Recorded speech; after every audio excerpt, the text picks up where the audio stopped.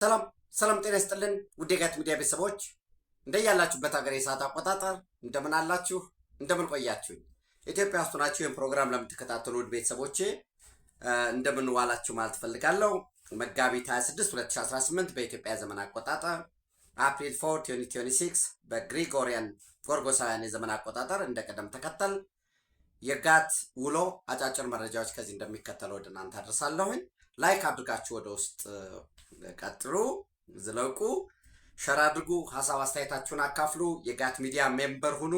ጋት ሚዲያን በሱፐር ቻት በሱፐር ታንክስ ደግፉ። እየደገፋችሁ ስለሆነ እጅግ የከበረ ምስጋናን መግለጽ እፈልጋለሁ። እንደወትሮ ባለኝ መረጃ የመጀመሪያው በዛሬው ዕለት ክቡር ጠቅላይ ሚኒስትር ዶክተር አብይ አህመድ የአርማወር ሃንሰን የምርምር ተቋምን ማስፋፊያ ግንባታ አይ ቲንክ ማስፋፊያ ከምንለው እንደ አዲስ የተሰራ ማለት እንችላለን። እሱን መርቀዋል። በ1963 ነው በኖርዌይ መንግስትና በስዊድን የህፃናት ድርጅት የጋራ ትብብር እና በወቅቱ ያው በጤና ጥበቃ ሚኒስቴር የመጀመሪያ ግንባታው ተጠናቆ ወደ ስራ የገባው ዘንድ ለባለፉት 55 ዓመታት በኢትዮጵያ የጤና ሴክተር ውስጥ የራሱን የሆነ ጉልህ አስተዋጽኦ አድርጓል። በተለይ በወባ በቲቪ ከበሽታውን ባለፈ የቲቪ መድኃኒትን የተለማመደ በሽታ ላይ ምርምር በማድረግ እንዲሁም ኢመርጂንግ የሆኑ በየጊዜው የሚከሰቱ በሽታዎች ላይ ምንድነው ፓተርናቸው የሚል አመታዊ ደግሞ የምርምር ኮንፈረንስም ያደርጋል። የሪሰርች ኢንስቲትዩት ነውና በየአመቱ የምርምር በተለይ በዚህ በወሳኝነት በሕክምናው ዘርፍ ላይ ምርምር ያደርጋል። እነዚያ ምርምሮችን ፐብሊሽ ያደርጋል። የምርምር ውጤቶች ደግሞ ወደ ተግባር ወደ ተግባራዊ እርምጃ ጀስት የሸልፍ ውጤት ሳይሆኑ ለምሳሌ በክትባቶች ላይ፣ በጤና አያያዝ ላይ፣ በሕክምና በትሪትመንት ላይ፣ በመድኃኒት አወሳሰዶች ላይ በራሱ በተቋሙ የውጭ ስፖንሰሮችንም እየፈለገ ጥናት ያደርጋል። በሊፕሮሲ ላይ የስጋ ደዌ በሚባለው ላይ ምርምር ያደርጋል። በነገራችን ላይ መጀመሪያ ሲቋቋምም በዋነኝነት እዚህ ሊፕሮሲ ላይ ምርምር ማድረግ ነበር። ከአለርት አካባቢ የሆነውም በዛ ምክንያት ነው። የባዮሜዲካል፣ የክሊኒካል፣ የፐብሊክ ሄልዝ ሪሰርች በተለይ ሊፕሮሲ፣ ቱበርኩሎሲስ፣ HIV ላይ፣ ማሌሪያ እና ሌሎች በየወቅቱ የሚከሰቱ በሽታዎች ላይ ምርምር ያደርጋል። ይህንን ተቋም ከኢትዮጵያ አሁን ካለው እና ኢትዮጵያ ደግሞ ልደርስበት ከምታስበው ለምሳሌ ክቡር ጠቅላይ ሚኒስትሩ እንዳስቀመጡት ችግሮች ያጋጥማሉ። በየወቅቱ ችግሮች ያጋጥማሉ። ችግሮች ሲያጋጥሙ ያንን ችግር መፍትሄ ማበጀት አንድ ነገር ነው። ያንን ችግር ማለፍ፣ ከዚያ ችግር በቂ ትምህርት ወስዶ ደግሞ በቀጣይ ቢያጋጥም እንዲህ አይነት መሰል እንዴት ነው ወደ ምላሽ መስጠት የምንችለው፣ ምን መማር እንችላለን የሚል ለምሳሌ ከዚህ በፊትም እንዳልኳቸው የሆነ ችግር ቻይናውያን ሲያጋጥማቸው በችግር ውስጥ በክራይሲስ ውስጥ ቻሌንጆችም አሉ ኦፖርቹኒቲም አለ ብለው ነው የሚነሱ። የአንድ ከተማ መቆሸሽ ለሆነ አካል ቆሻሻ ነው፣ ለሆነ ደግሞ ሀሳብ ለሚያመጣ ሰው ደግሞ ያንን ቆሻሻ ወደ ኢነርጂ ቀይሮ ቢያንስ በትንሹ እንኳ ያንን ቆሻሻ አስወግዶ ገንዘብ ያገኛል። ሁለት ፈተናዎች አሉ። ከዚህ ከመካከለኛው ምስራቅ የነዳጅ ጦርነትን ተከትሎ ከነዳጅ ቀውስ ጋር የሚያወራ ነው። ታስታውሱ ከነበረ እሱ ነው። የነዳጅ መጠባበቂያ አለ። አሁን ይሄ ፈተና ምንም ብዙዎቹ ተስፋ ያደረጉት አለ። በቃ የነዳጁ እጥረት ችግር አይደለም እያልኩ አይደለም፣ በጣም ችግር ነው። እንኳን ዘንቦብሽ እንዲያውም ጤዛነሽ በሆነው ነዳጅ ጠፍቷል በሚል ትራንስፖርት የሚጨምሩ እንዲያው ቢያንስ እንኳን ከነዳጅ ጋር በቀጥታ ግንኙነት በሌላቸው በቀጥታ ነው ያልኩ እንጂ ግንኙነት የሌለው ነገር የለም። የዋጋ የሚጨምሩ ነፃ ገበያ ስለተባለ የነፃ ገበያን መርሆችንም ከመረዳት በአሻጥር ውስጥ የሚገቡ እንደዚህ አይነት ፈተናዎች አሉ። ግን ይሄ ያልፋል። ምንም ጥርጥር የለውም። የነዳጅ እጥረቱ ወደ ጦርነት ምንድነው ወደ ግጭት ይከተናል። ከዚያን ተጠቅመን ለውጥ ይመጣል። በቃ በየተገኘው አጀንዳ የሚንጠላጠሉ ሰዎች አሉ። ዝም ብሎ ተስፋ የሚያደርጉ የበሬ እንትን ይወድቅልኛል ብላ ስትከተል እንደምትውለው እንስሳ የሆኑ አሉ። የመሬት መንቀጥቀጥ ካረሳችሁት ያው ኢትዮጵያ ውስጥ ለሆናችሁ በጣም ሾኪንግ ስቶሪ ነበር። አሁን ተረስቷል። እሱ ከኮሮና በላይ ከኮቪድ በላይ ጭንቅ በጣም ያስጨነቀ ነገር አልነበር። እሱም አልፏል። ምን ተማርን በሚለው ክቡር ጠቅላይ ሚኒስትር ዶክተር አብይ አህመድ እንዳሉት ለምሳሌ ኮሮና ፈተና ነበረ። ያ ፈተና አስተምሮን የሄደው ነገር አለ። በወቅቱ ኢትዮጵያ ለፍጆቷ ራሷን ታመርት የነበረው ከአጠቃላይ ለመድኃኒት ውስጥ ለፍጆታ ከሚውለው መድኃኒት ውስጥ ኢትዮጵያ ታመርት የነበረው 8% ገደማ ነው። አሁን ግን ወደ 44% ለምሳሌ የመድኃኒት ፍጆታችን 44% ኢትዮጵያ ውስጥ የሚመረት ነው። አስቀድሞ ስንት ፐርሰንት ነበረ? 8። አሁን ደግሞ በቀጣይ 5 ዓመት ቀሪውን 55% መድኃኒቶች ኢትዮጵያ ውስጥ በማምረት 100% መድኃኒት ኢትዮጵያ ውስጥ ለማምረት ጥረት እየተደረገ እንደሆነ እንዳልኳችሁ፣ በተመሳሳይ አሁንም የዚህ መካከለኛው ምስራቅ የነዳጅ ቀውሱ አጋጥሟል። ምንድን ነው ማድረግ ያለብን?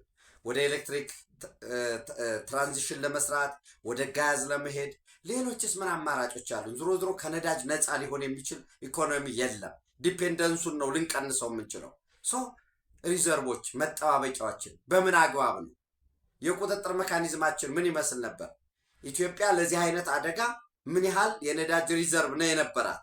ለምሳሌ ለአንድ ወር ሪዘርቭ አለን ከተባለ በእውነት አንድ ወር ሪዘርቭ ነበረን ወይ? የቁጥጥር የቼክ ኤንድ ባላንስ ምን ይመስላል? ከዚህ በኋላስ ተጨማሪ ያለንን እጥፍ አድርገን ለምሳሌ አሁን ያሉን የታወቁ ዲፖቶች አሉ። እነዚህን ተጨማሪ በተለይ የማዕድን የነዳጅ ፍጆታውን መሰረት አድርገን የሚነግረን ይኖራል። ይሄ ከፍተኛ የነዳጅ ኮንሰምሽን ያለባቸው ወደ ማዕድን መስፋፊያዎች አካባቢ ለምሳሌ ወደ ቤንሻንጉል፣ ወደ ጋምቤላ ኤኒዌይስ እነዚህ አካባቢዎች ላይ ተጨማሪ ዲፖቶች ያስፈልጉናሉ የሚለውን በደንብ ለማወቅ ይጠቅመናልና ክረምት ባይኖር ሁሉም ቤት እንግዳ ባይኖር ሁሉም ሴት ይላሉ አባቶች። እና ችግር ሲመጣ በችግሩ ላይ ተንጠላጥለው ለማለፍ ለሚሞክሩት ወል አስፋራስ እንደዛ እስካሰቡ ድረስ መቼስ ተው ልንላቸው አንችልም፣ ብንላቸውም አይተውትም። እና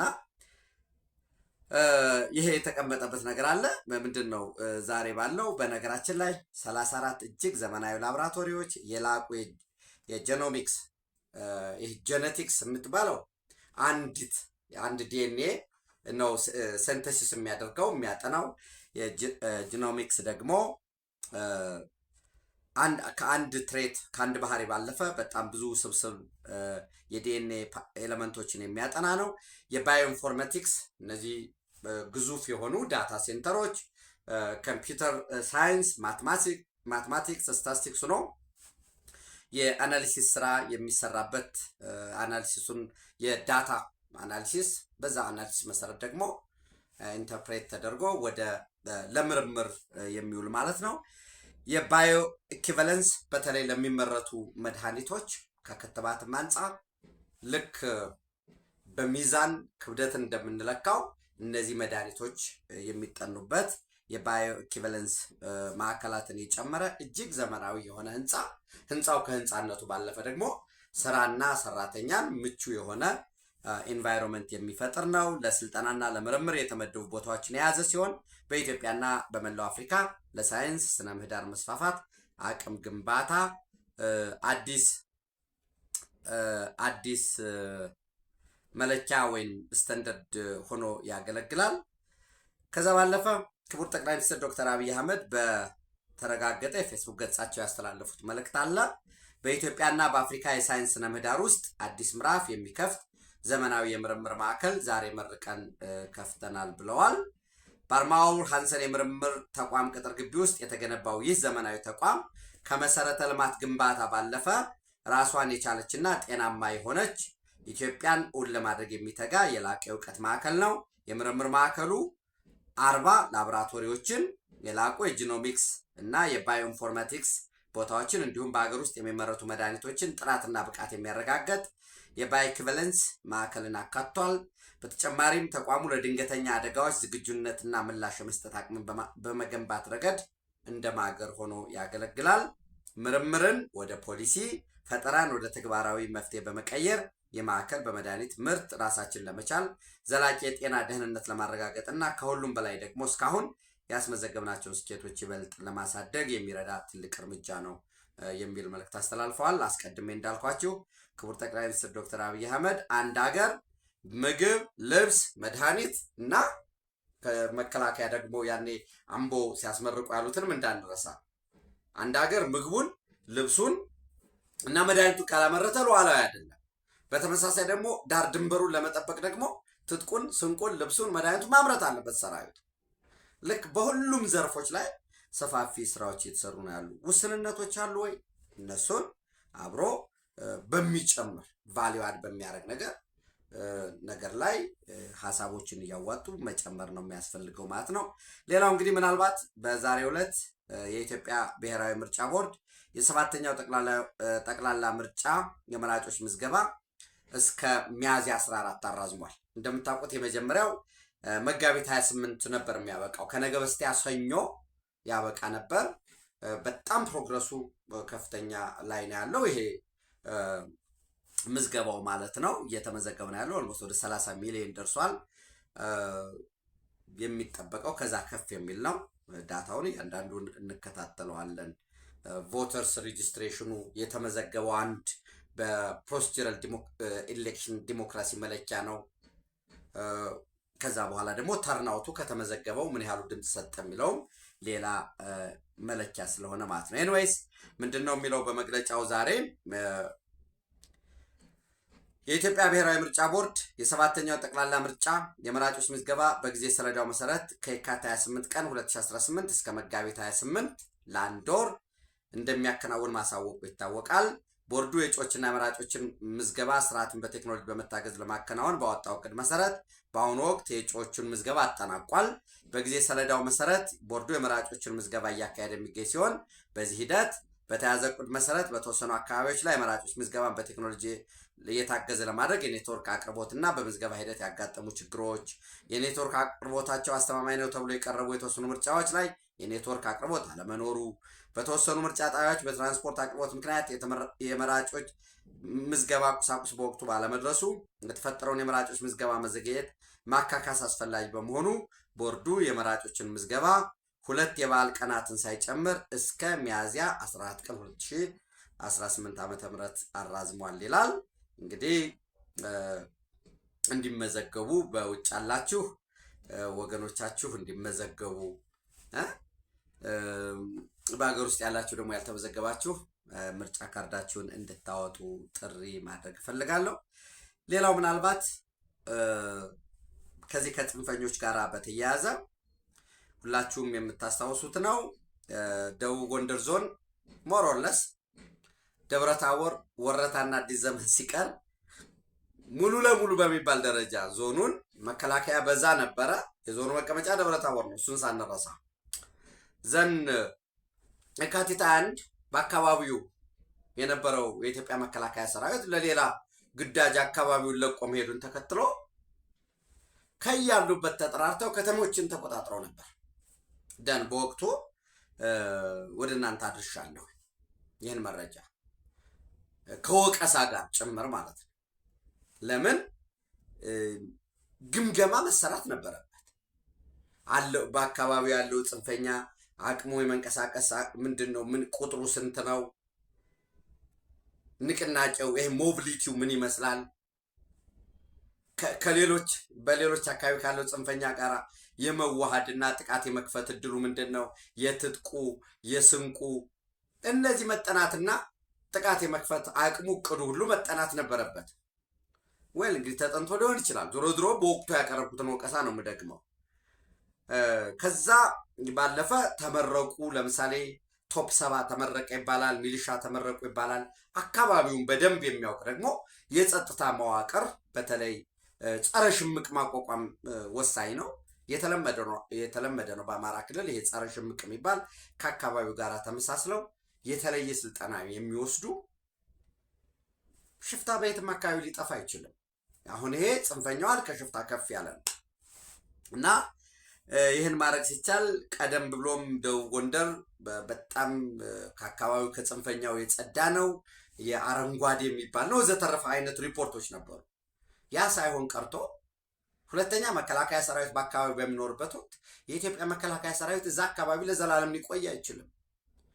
አመራሩ እግር ተክሎ ህዝቡን ማንቃት፣ ህዝቡን ማደራጀት፣ ያልተመለሱ ጥያቄዎች ካሉ አሉ ደግሞ ጥያቄዎች ህብረተሰቡን ከጎን አድርጎ የሚመለሱበትን ምላሽ ማስቀመጥ ያስፈልጋል። ከዛ ይልቅ ሪፖርት ላይ የተመሰረተ አመራር ዙሮ በሰላሙ ጊዜ መከላከያ እስካለ ሪፖርት ቢደረግ መልሶ ችግር ነው የሚፈጥረው። ዙሮ አሁንም ቢሆን የአመራሩን መዋቅሩን በደንብ መፈተሽ ያስፈልጋል። ኤንዌይስ እሱም ብያችሁ ትናንት ጀግና የኢትዮጵያ መከላከያ ሰራዊት ወደ ስማዳ ወረዳ በደቡብ ጎንደር ዞን ወደ ስማዳ ወረዳ እና ወደ ወገዳ ከተማ አስተዳደር ሲሄድ አንድ ጥይት የተኮሰ ጽንፈኛ ያለ አንድ መከላከያ መጣ ተባለ። ያለውን ንብረት የዘረፉትን ጭነው ጠፉ። ይሄ ነው ስማዳን ተቆጣጠሩ የሚለው የጽንፈኛው ልሳናት ጩኸት ከፍተኛ ነበር። ወገዳን ተቆጣጠሩ። ትልቁ ደቡብ ጎንደር ዞን ትልቅ ነው። አሁን ቀጥለው ደግሞ ባህር ዳር ሊገቡ ነው። ለቁርስ ባህር ዳር እንገናኝ የሚሉ ሰዎች ነበሩ፣ የምናውቃቸው ሰዎች። ያ ሁሉ ይተነተን ነበር። የካቲት አንድ መከላከያ ለቆ ሄደ፣ ገቡ።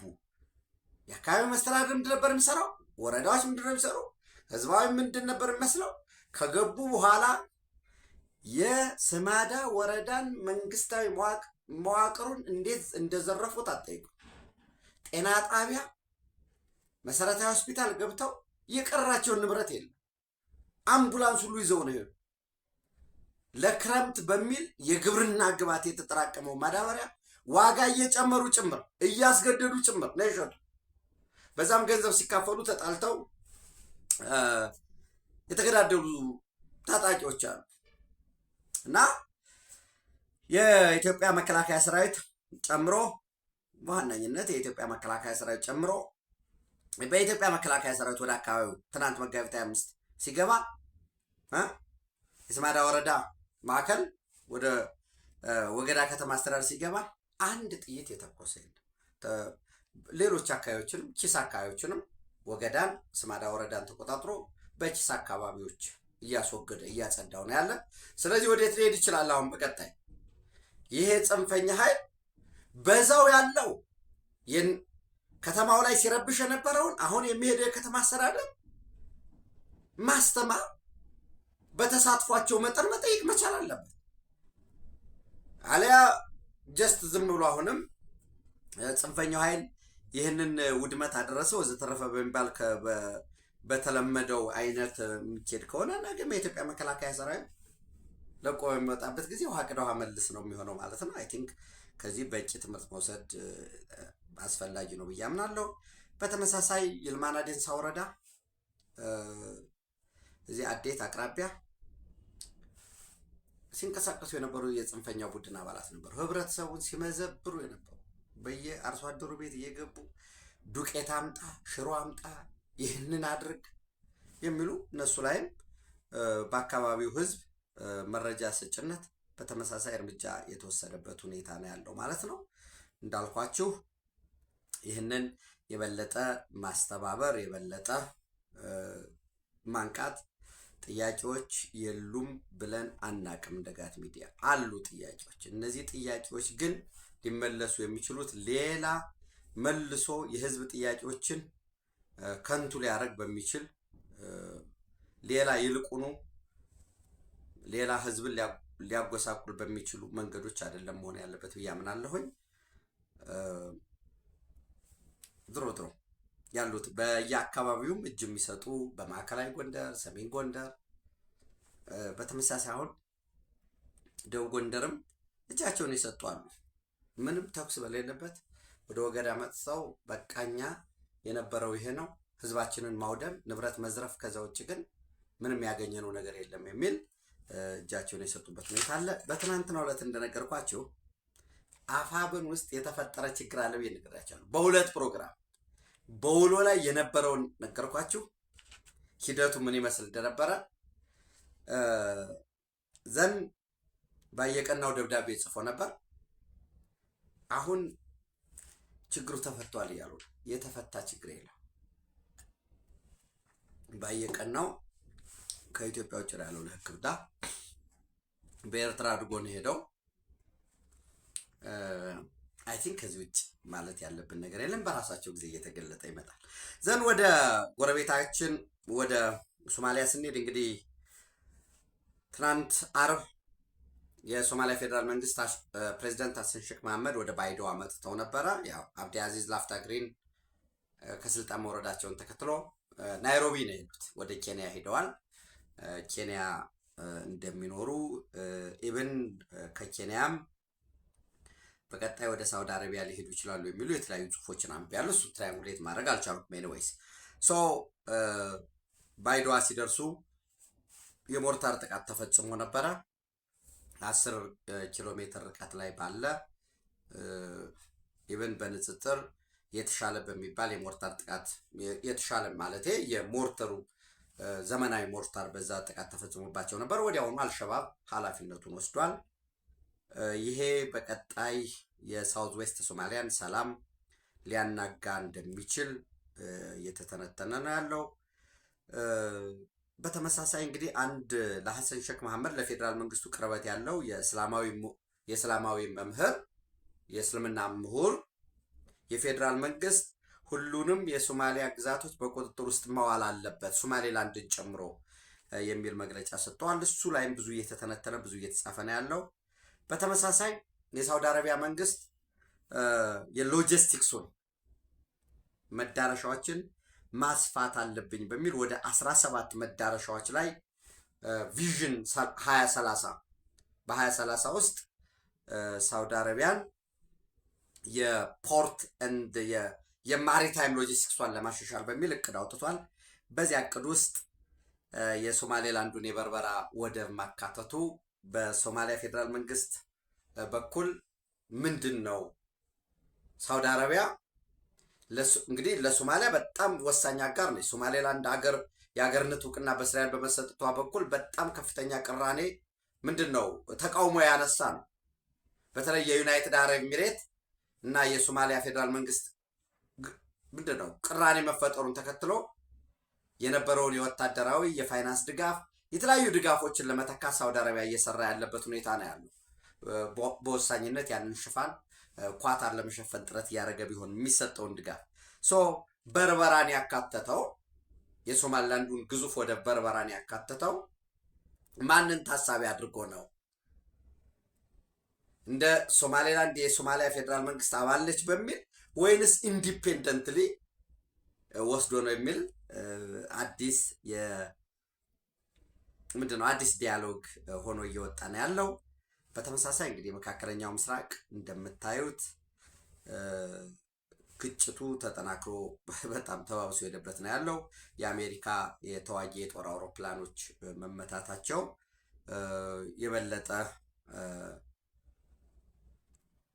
ነገሮችን እያከረሩት ነው ያለው።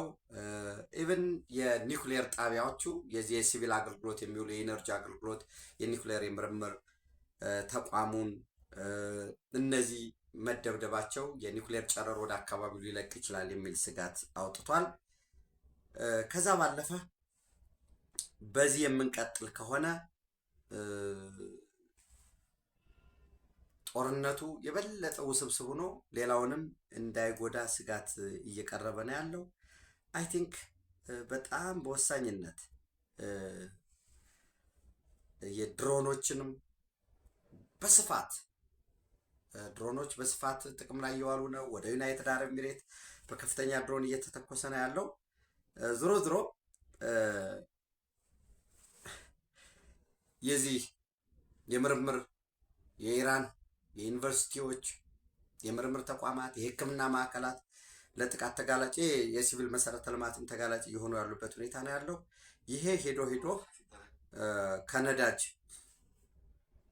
ከነዳጅ ባለፈ የኒውክሌር ጨረር ሊያጋልጥ ይችላል የሚል ከፍተኛ ስጋት የተፈጠረበት ሁኔታ አለ። በተመሳሳይ ለመጀመሪያ ጊዜ በሚባል ሁኔታ የፈረንሳይ የነዳጅ ጫኝ መርከብ በሆርሙዝ ያለፈበት ሁኔታ አለ። እነዚህና ሌሎች ተጨማሪ መረጃዎችን አካተን በጋት ዕለታዊ ምሽት ወደ እናንተ ማድረስ ይሆናል። ኢትዮጵያ በክብር ለዘላለም ትኖር። ታንኪዩ